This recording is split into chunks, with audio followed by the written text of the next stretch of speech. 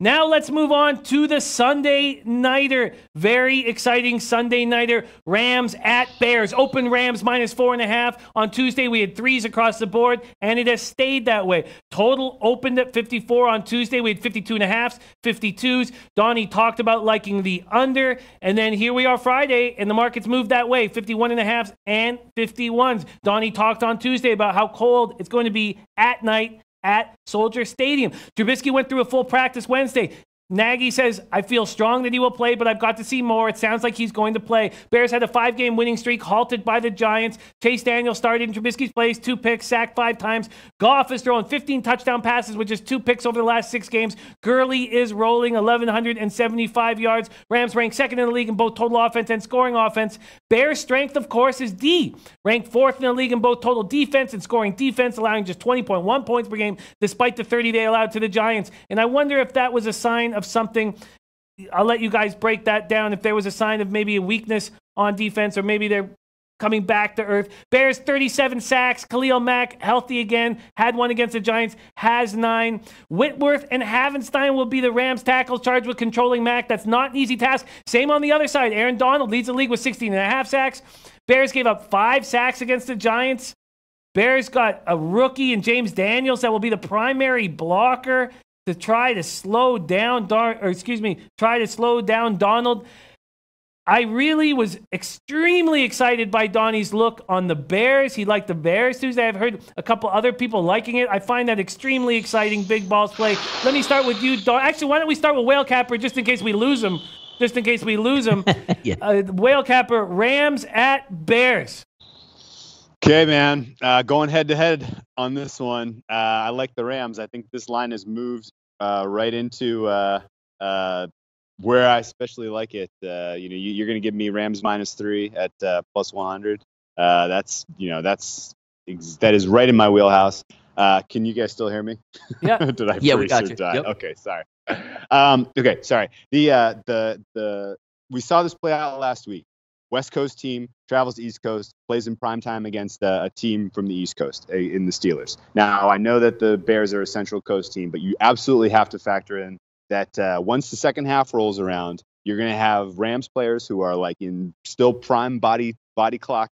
They're still in the daytime clock conditions, whereas the Bears are going to be winding down a little bit. If the Bears have a lead at halftime, if they look good in the first half, I'm going to be even more excited to get some Rams action down at halftime. I think the Rams come back. I think they dictate this one with their offense. I don't think the Bears defense has seen anyone nearly this efficient and haven't seen this type of approach. Sean McVay gets all this credit this week for knowing all the Bears defensive players' names. That's all nonsense. That lots of coaches know that. What Sean McVay is doing that's impressive is he's running a completely disguised formation. He's running out of the 11 where he has 1 running back and 1 tight end on the field on every play. You never know when a run is coming versus a pass. He's scheming passing plays extremely well. The Bears defense in the secondary especially is vulnerable to the types of passes that Jared Goff is completing at a very high rate. If the Rams offensive line holds together, keeps Khalil Mack in check in this game,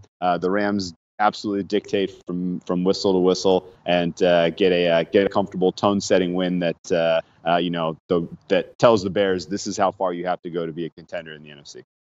Wow, exciting breakdown. Whale Capper, any feel on the total? I don't actually. I think they hung that number right where it ought to be. I'm going to probably stay away from the total both pregame and in-game. Interesting. Donnie, what do you think about this? Rams, Bears, sounds like, well, also, what's great about doing 2 shows is you may have changed your feel over 3 days of study. What are you thinking, Donnie? Rams at Bears?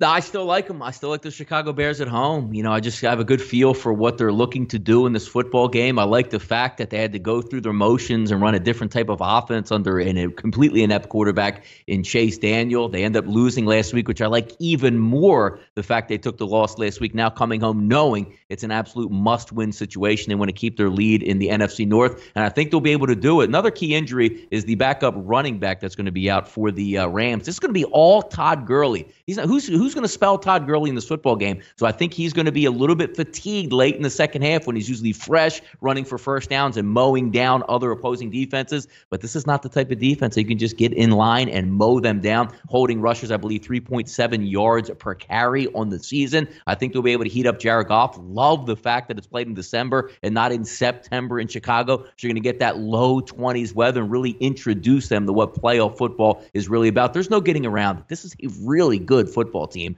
for the Los Angeles Rams, but sometimes in certain situations, I think it finally catches up to you. Are the Rams going to get dusted in this game? No. This game's going to come right down to the bell. I have it a 3-point difference either way, which I actually have the Bears winning by 3 points in this game. But this is going to be one that you're going to want to watch. Mitchell Trubisky back in this game. He's going to be under some pressure. The Bears don't have a great offensive line. Aaron Donald, they're going to be able to push that pocket, but it's great to have a really athletic kid at quarterback to sort of get out there on the outside and make some plays.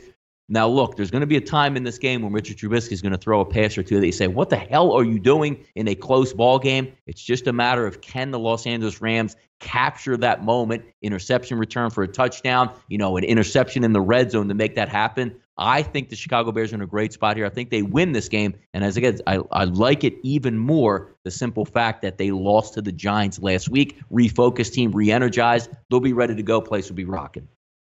Bunch of people on either side in our chat right now. It's a great game. It's great. Well, it's going to be so. You've had a great read on the Bears this year. Do you have any feel on the total, Donnie?